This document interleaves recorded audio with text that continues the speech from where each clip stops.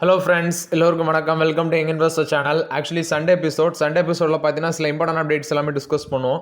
So அது இல்லாமல் சில டவுட்ஸும் கேட்டிருந்தீங்க. ப்ளஸ் வந்து பார்த்தீங்கன்னா சில கம்பெனிஸோட ரிசல்ட்ஸும் வந்துருந்துச்சு. ஸோ ஃபஸ்ட்டு பார்க்கும்போது சில ஸ்டாக்ஸ் வந்து லாங் டேர்முக்கு பை பண்ணுறதுக்கு 2025 ரெக்கமெண்டேஷன் கொடுக்குறாங்க. 10-30% வரைக்கும் ரிட்டர்ன்ஸ் கொடுக்கும் அப்படின்னு சொல்கிறாங்க. இதில் ஒரு 5 ஸ்டாக்ஸை மென்ஷன் பண்ணியிருக்கிறாங்க ப்ரோக்கரேஜஸ் ஃபர்ம்ஸ். எலாரா கேபிட்டல் என்ன சொல்கிறாங்கன்னா, அந்த பால்ராம்பூர் சீனி மில்ஸ் 584 டார்கெட் ப்ரைஸ் சொல்கிறாங்க. 30% கரண்ட் லெவல்லேருந்து மேலே போகும் அப்படின்னு சொல்கிறாங்க. Next container corporation of India, அவங்களுக்கு எலாரா கேபிட்டல் சொல்கிற டார்கெட் ப்ரைஸ் 631 சொல்கிறாங்க. 19% கரண்ட் லெவல்லேருந்து மேலே போகும்னு சொல்கிறாங்க. அசோக் லேலாண்ட் பார்த்தீங்கன்னா 160 ரூபா டார்கெட் ப்ரைஸ் சொல்கிறாங்க. 12% கரண்ட் லெவல்லேருந்து மேலே போகும் அப்படின்னு சொல்கிறாங்க. இது வந்து கொடுக்குறது மார்கன் ஸ்டான்லி. ஈக்யூரஸ் செக்யூரிட்டிஸ் லிமிடெட், அவங்க ட்ரிவனி டர்பைன், அவங்க டார்கெட் ப்ரைஸ் 610 ரூபா சொல்கிறாங்க. 12% மேலே போகும். கரண்ட் லெவல் பார்க்கும்போது 543 இருக்குது. ஆட் ரேட்டிங் கொடுக்குறாங்க ஈக்யூரஸ் செக்யூரிட்டிஸ் ட்ரிவைன் டர்பைனுக்கு. Next choice institutional equities Sirca பெயிண்ட்ஸுக்கு பைக்கால் கொடுக்குறாங்க. 22% மேலே போகும். 625 ருபீஸுங்கிறது டார்கெட் ப்ரைஸாக மென்ஷன் பண்ணியிருக்கிறாங்க. நெக்ஸ்ட் பார்க்கும்போது நாராயண ஹிருதலயாவோட கியூட் ரிசல்ட்ஸ் கமெண்ட்டில் கேட்டிருந்தீங்க. ப்ராஃபிட் இந்த குவார்ட்டரில் 30% இன்க்ரீஸ் ஆயிருக்கு, 258 கோடி. ரெவன்யூ பார்க்கும்போது 20% இன்க்ரீஸ் ஆயிருக்கு, 1644 கோடி. எபிட்டா 30% இன்க்ரீஸ் ஆயிருக்கு. மார்ஜின் பார்க்கும்போது 22.6%லேருந்து 24.5% எக்ஸ்பேண்ட் ஆயிருக்கு. அதே இந்தியா அண்ட் கேமன் பிஸ்னஸ் அது வந்து பார்த்தீங்கன்னா கண்டினியூஸாக ஸ்கேல் அப் ஆகுது. இந்தியன் ரெவன்யூ மட்டுமே 1234 கோடியாக இருக்குது, 8.8% இன்க்ரீஸ் ஆயிருக்கு. டொமஸ்டிக் ஃபுட்பால் பார்த்தீங்கன்னா இன்க்ரீஸ் ஆயிருக்குன்னு சொல்கிறாங்க. கேமன் ஆப்ரேஷன்ஸில் பார்க்கும்போது ரெவன்யூ 78% இன்க்ரீஸ் ஆயிருக்கு, 431 கோடியாக இருக்குது. நெட் டெப்ட் பார்க்கும்போது 246 கோடியாக இருக்குது. So actually dept to equity ratio 0.06 இருக்குது. அதாவது ஒரு நல்ல ரேஞ்சில் தான் இருக்குது டெப்ட் டு ஈக்விட்டி ரேஷியோ பார்க்கும்போது. இவங்களோட ஆப்ரேஷனல் அப்டேட்ஸ்னு பார்க்கும்போது கிளினிக்கல் கெப்பாபிலிட்டியை பார்க்கும்போது எக்ஸ்பென்ஷன் பண்ணி தான் வராங்க. நெக்ஸ்ட் வந்து பார்த்தீங்கன்னா dual source 256 slice CT scanner. Next வந்து அது 256 ஸ்லைட் சிடிசி ஸ்கேனர் வச்சுருக்காங்க. 1000க்கு மேலே ரோபோட்டிக் சர்ஜரிஸ் அது வந்து கிராஸ் ஆகிருக்குதுன்னு சொல்கிறாங்க. 197 ரோபோட்டிக் சிஸ்டம் வச்சுருக்காங்க. 427 மினிமலி இன்வாசிவ் கார்டியாக் சர்ஜரிஸ் நடந்திருக்கு அப்படின்னு சொல்லியிருக்கிறாங்க. அது இல்லாமல் ஜெய்ப்பூரில் போன் மேரோ டிரான்ஸ்பிளான்ட் சர்வீஸ் அதுவும் இந்த குவார்ட்டரில் ஆட் பண்ணியிருக்கதாட்டு சொல்லியிருக்கிறாங்க. இன்டர்நேஷ்னல் பிஸ்னஸும் வச்சுருக்குது. இது வந்து நாராயணா ஹிருதலயாவோட கியூட் ரிசல்ட்ஸ், ஒரு நல்ல ரிசல்ட்ஸ் தான் போஸ்ட் பண்ணியிருக்கிறாங்க. ப்ராஃபிட் இன்க்ரீஸ் ஆயிருக்கு, ரெவன்யூ 20% இம்ப்ரூவ் ஆயிருக்கு, மார்ஜின் இன்க்ரீஸ் ஆயிருக்கு, எபிட்டா இன்க்ரீஸ் ஆயிருக்குது. ஸோ இது வந்து நாராயணா ஹிருதலயா கொடுத்த ரிசல்ட்ஸ் அப்டேட்டு. மேக்ஸ் ஹெல்த் கேரோட ரிசல்ட்ஸ் வந்துருந்துச்சு. நெட் ப்ராஃபிட் 59% இந்த குவார்ட்டரில் இன்க்ரீஸ் ஆயிருக்குது, 554 கோடியாக இருக்குது net profit. Revenue from operation 21% increase ஆயிருக்கு, 2580 கோடி பண்ணியிருக்கிறாங்க. எபிட்டா 23% இன்க்ரீஸ் ஆயிருக்கு, 694 கோடியாக இருக்குது. மார்ஜின் 26.6%லேருந்து 26.9% ஆட்டு இன்க்ரீஸ் ஆயிருக்கு அப்படின்னு சொல்லியிருக்கிறாங்க. எபிட்டா 23% இம்ப்ரூவ் ஆயிருக்கு. ஸோ இதோட ரிசல்ட்ஸும் ஓரளவு பெட்டராக தான் இருக்குது மேக்ஸ் ஹெல்த் கேரோட ரிசல்ட்ஸும். நெக்ஸ்ட் பார்த்தீங்கன்னா ஆந்திர பிரதேஷ் கவர்மெண்ட் வந்து நிறைய கம்பெனிஸ் கூட ப்ரைவேட் கம்பெனிஸ் கூட மெமரம் ஆஃப் அண்டர்ஸ்டாண்டிங் போட்டுட்ருக்காங்க. இதில் ஒரு பாகமாட்டு தான் எவர் ரன். நெக்ஸ்ட் வந்து ஆக்சிஸ் எனர்ஜி, இந்த ரினியூபிள் எனர்ஜி ப்ராஜெக்ட்ஸுக்கு 1.1 lakh crore அளவுக்கு ஒரு பட்ஜெட் போட்டிருக்காங்க. 1,10,250 கோடிக்கு ரினியூபிள் எனர்ஜி ப்ராஜெக்ட்ஸ் போட்டிருக்காங்க. இதில் ஜாயின்ட் வெஞ்சர் பார்க்கும்போது Brookfield renewables, Axis energy. Brookfield renewables 51% stake, Axis energy 49% stake வந்து ஓன் பண்ணுறாங்க. ஸோ விசாகப்பட்டினத்தில் நடந்த அந்த பார்ட்னர்ஷிப் சமிட்டில் இது கையெழுத்தாயிருக்கு. இந்த அக்ரிமெண்ட் மூலமாட்டு எவரன் பார்க்கும்போது 6500 மெகாவாட்டும், next wind 6600 megawatt wind energy, 6500 megawatt solar, 6500 megawatt per hour energy storage இதை பண்ணுவாங்கன்னு சொல்கிறாங்க. Green hydrogen 0.25 million tons per annum production பண்ணதாட்டு சொல்லியிருக்கிறாங்க. டோட்டல் இன்வெஸ்ட்மெண்ட் 1,10,250 கோடி வருது. இது ஆந்திர பிரதேசில் அந்த மெமரம் ஆஃப் அண்டர்ஸ்டாண்டிங் போட்டிருக்காங்க. நெக்ஸ்ட் பார்த்தீங்கன்னா ஒரு 7 மியூச்சுவல் ஃபண்ட் வந்து 20 புது ஸ்டாக்ஸ் ஆட் பண்ணியிருக்காங்க, 20 நியூ ஸ்டாக்ஸ் ஆட் பண்ணியிருக்கிறாங்க. இதில் ஃபஸ்ட் இருக்கிறது HDFC mutual fund. HDFC mutual fund பார்க்கும்போது ABB India, Canara HSBC life insurance, Lenskart solution இதெல்லாமே ஆட் பண்ணியிருக்கிறாங்க. எஸ்பிஐ மியூச்சுவல் ஃபண்ட் பார்க்கும்போது Canara bank, Adani energy solutions, Dabur India இதெல்லாமே ஆட் பண்ணியிருக்கிறாங்க. கோட்டக் மியூச்சுவல் ஃபண்ட் பார்க்கும்போது Lenskart solution, LG electronics India, Rubicon research இதை add பண்ணியிருக்கிறாங்க இந்த 3 ஸ்டாக்ஸ் அக்டோபரில். ஆக்சிஸ் மியூச்சுவல் ஃபண்ட் பார்க்கும்போது Ujjivan small finance bank, CSC, AU small finance bank இதை ஆட் பண்ணியிருக்கிறாங்க. நிப்பான் இந்தியா மியூச்சுவல் ஃபண்ட் பார்க்கும்போது Titan, Uno Minda, next Canara Robeco asset management இதை ஆட் பண்ணியிருக்கிறாங்க. குவான் மியூச்சுவல் ஃபண்ட் பார்க்கும்போது SRF, Godrej properties, Kotak Mahindra bank இந்த ஸ்டாக்ஸ்லாம் ஆட் பண்ணியிருக்கிறாங்க அக்டோபரில். ஐசிசிஐ ப்ரூடென்ஷியல் மியூச்சுவல் ஃபண்ட் அக்டோபரில், Aditya Birla life insurance, Canfin homes, Thyrocare technologies இதெல்லாமே அவங்களோட போர்ட்ஃபோலியோவில் ஆட் பண்ணியிருக்கிறாங்க. நெக்ஸ்ட் பார்க்கும்போது எஸ்பி மியூச்சுவல் ஃபண்ட் இது வந்து பார்த்தீங்கன்னா one of the largest asset management company mutual fund செக்மெண்ட்டில். அசட் வைஸ் பார்க்கும்போது இவங்க one of the largest fund houses. கிட்டத்தட்ட பார்க்கும்போது இவங்களோட asset under management 12.60 lakh crore அளவுக்கு இவங்க மெயின்டைன் பண்ணுறாங்க. இந்த ஃபண்ட் ஹவுசஸில் பார்க்கும்போது 125 ஸ்கீம்ஸ் வச்சுருக்காங்க. இதில் டாப் 10 ஸ்டாக்ஸோட ஹோல்டிங்ஸ் பார்க்கும்போது ஃபர்ஸ்ட் ஹெச்டிஎஃப்சி பேங்க்கில் பார்க்கும்போது 9.4% ஸ்டேக் வச்சுருக்காங்க.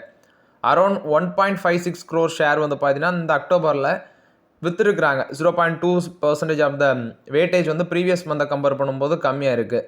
நெக்ஸ்ட் ரிலையன்ஸில் 5.9% அலோகேஷன் இருக்குது. 4.89 lakh ஷேர் வந்து சோல்ட் அவுட் பண்ணியிருக்கிறாங்க. ப்ரீவியஸ் மந்தை கம்பேர் பண்ணும்போது 0.2% வெயிட்டேஜ் இன்க்ரீஸ் ஆயிருக்குன்னு சொல்கிறாங்க.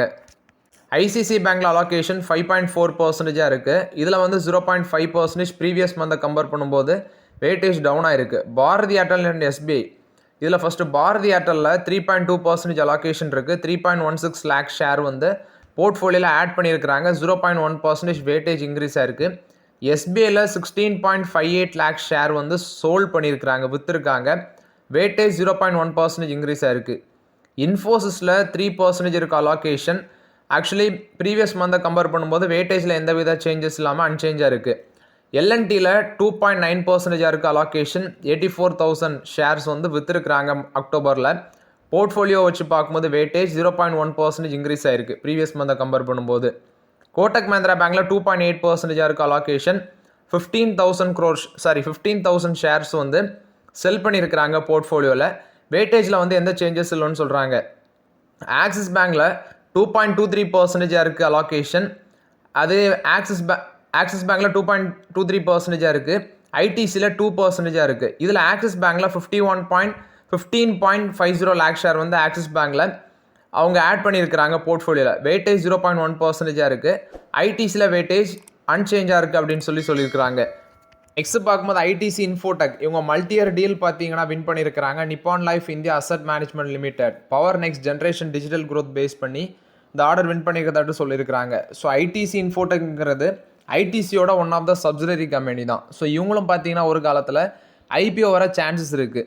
ஸோ இந்த deeper industry expertise, advance digital capabilities இந்த செக்மெண்ட்டை ஸ்ட்ரென்தன் பண்ணுறதுக்கு டெக்னாலஜி பேக்போன் இவங்களுக்கு தேவைப்படுது இந்த நிப்பான் லைஃப் அவங்களுக்கு.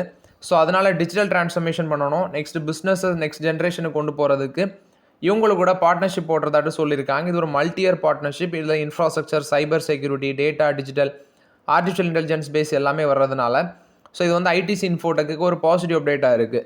ஸோ ஐடி செக்மெண்ட்டில் அதுவும் ஐடி கம்பெனியாட்டு ஐடிசி இன்ஃபோடெக் பார்த்தீங்கன்னா உருவெடுத்துட்டு வராங்க. ஸோ ஓவர்லாட்டு விரைவில் ஐடிசிலேருந்து எப்படி ஐடிசி ஹோட்டல்ஸ் கிடச்சோ அது மாதிரி ஐடிசி இன்ஃபோடெக்கும் நமக்கு வந்து ஃப்ரீயாக கிடைக்க சான்ஸ் இருக்குது. பட் அதுக்கு வந்து டைம் எடுக்கும். அது வரைக்கும் நம்ம வெயிட் பண்ணி தான் ஆகணும். நெக்ஸ்ட் பார்த்தீங்கன்னா ஒரு 16 மியூச்சுவல் ஃபண்டு, நெக்ஸ்ட் வந்து ஒரு எஸ்ஐஎஃப். இந்த என்எஃப்ஓஸ் எல்லாமே ஓப்பன் ஃபார் சப்ஸ்கிரிப்ஷன். இப்போ ஓப்பன் ஃபார் சப்ஸ்கிரிப்ஷனில் இருக்குது அந்த கேட்டகரியில். இதில் ஃபஸ்ட்டு இண்டெக்ஸ் ஃபண்ட் ஒரு 2 index fund, angel one, Nifty total market momentum quality 50 index fund. இது வந்து நவம்பர் 17 க்ளோஸ் ஆகுது.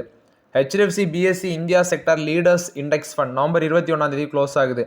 செக்டோரல் ஃபண்ட்ஸ் நீ பார்க்கும்போது sectoral 2 sector focus schemes, Bandhan health care fund, actually அது மாதிரி Bajaj ஃபின்சோ banking and financial service இது நவம்பர் 24 இந்த 2 செக்டோரல் ஃபண்ட்ஸும் க்ளோஸ் ஆகுது.